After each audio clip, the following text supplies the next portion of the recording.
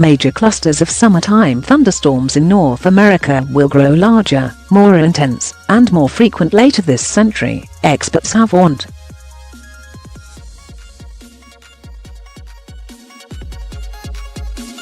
Future storms will also be wilder, soaking entire cities and huge portions of states, according to a federally funded study released Monday in the journal Nature Climate Change.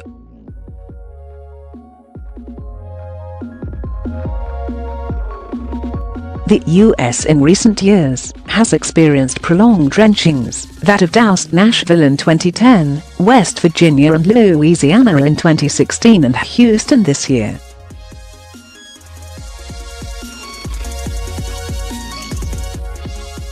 The research team also looked at the potential effect of particularly powerful MCS on the densely populated Eastern Seaboard.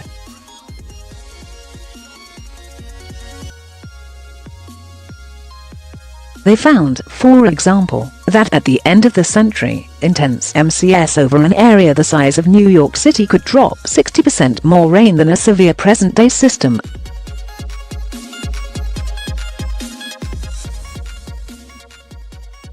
That amount is equivalent to adding 6 times the annual discharge of the Hudson River on top of a current extreme MCS in that area.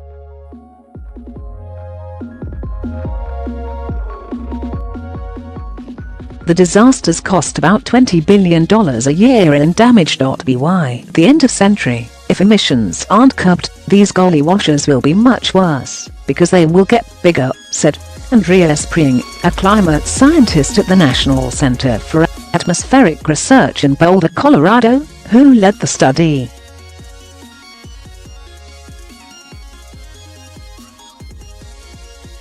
Prein and colleagues used high-resolution computer simulations to see how global warming will likely change the large thunderstorms that are already daily summer events in North America.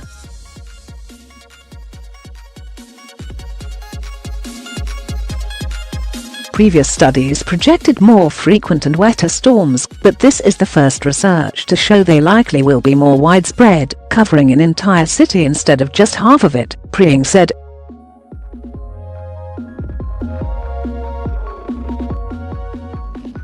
We see increases that are beyond our expectations. Far beyond our expectations, Prein said.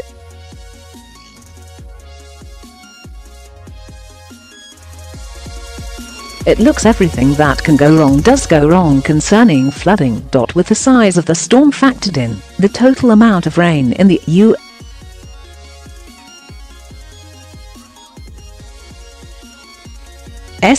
is projected to jump 80% between now and the end of the century, Prein said.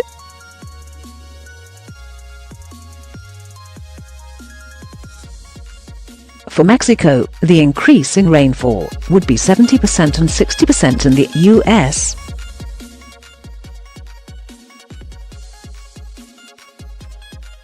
Southwest.Canada and the rest of the U.S. should expect a 40% rain increase from current levels.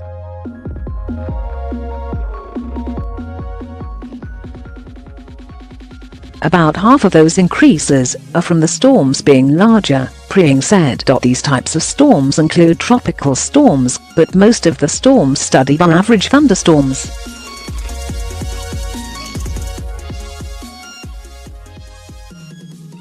You can really think about these storms as rivers that come from the skies, Prein said.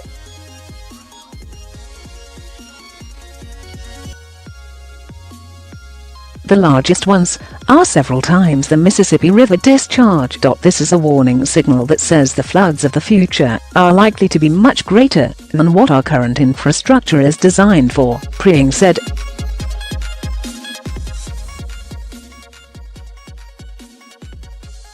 If you have a slow-moving storm system that aligns over a densely populated area, the result can be devastating, as could be seen in the impact of Hurricane Harvey on Houston.